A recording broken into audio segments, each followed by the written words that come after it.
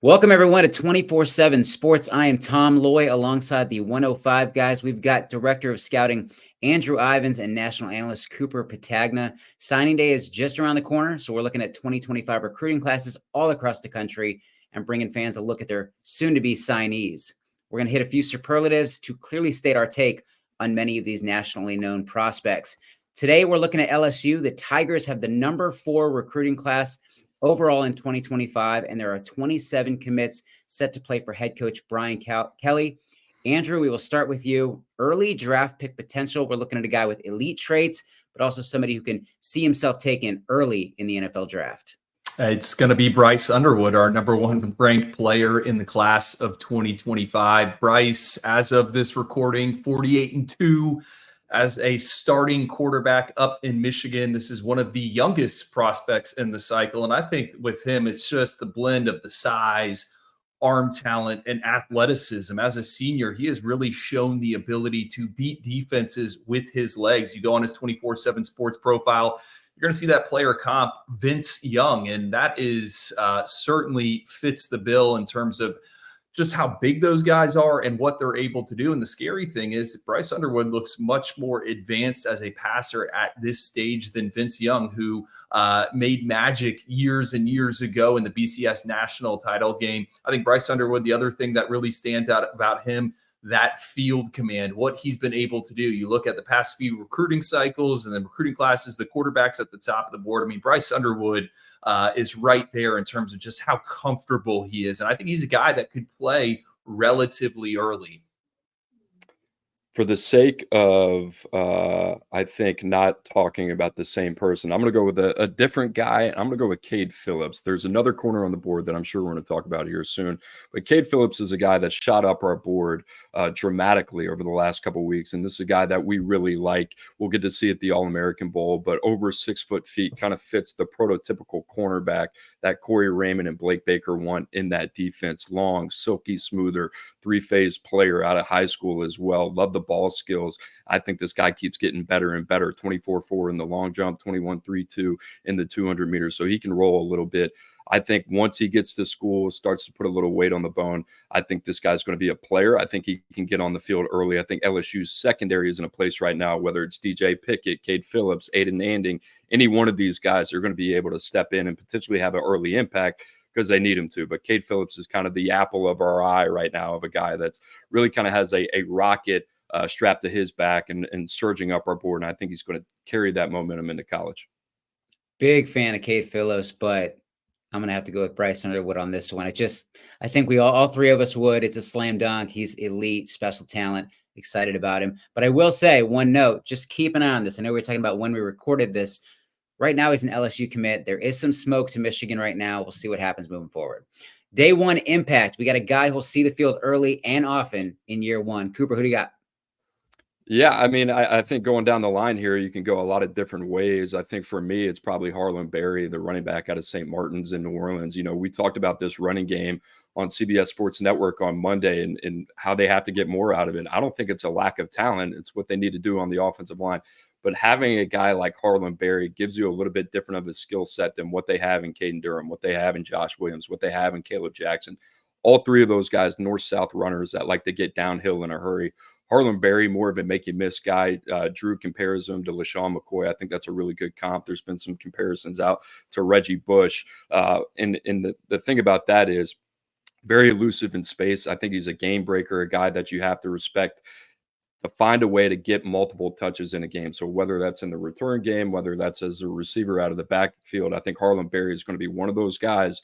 Joe Sloan, that offense under Brian Kelly, they're going to have to find a way to get involved early because of the potential of what he can do to break a game open.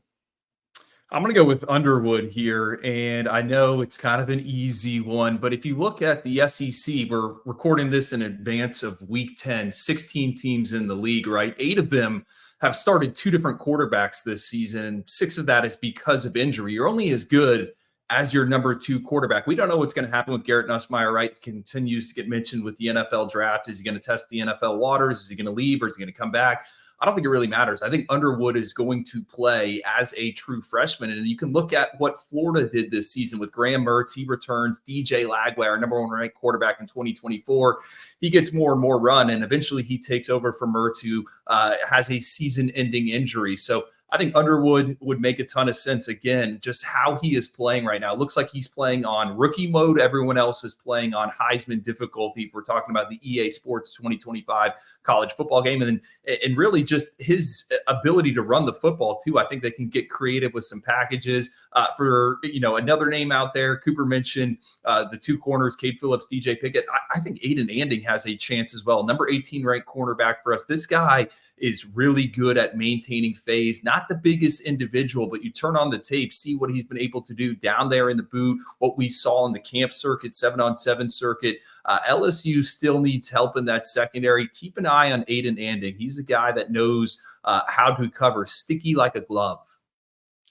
I'm going with running back Harlan Berry. First time I saw him was in Vegas. He won the fastest man competition, just blew me away. He just looked different in a field loaded with some of the best players in the entire country. Boomer bust, an intriguing talent who could outperform their ranking, potentially underperform. Kind of looked at it as a mystery. Ivans, who do you got, man?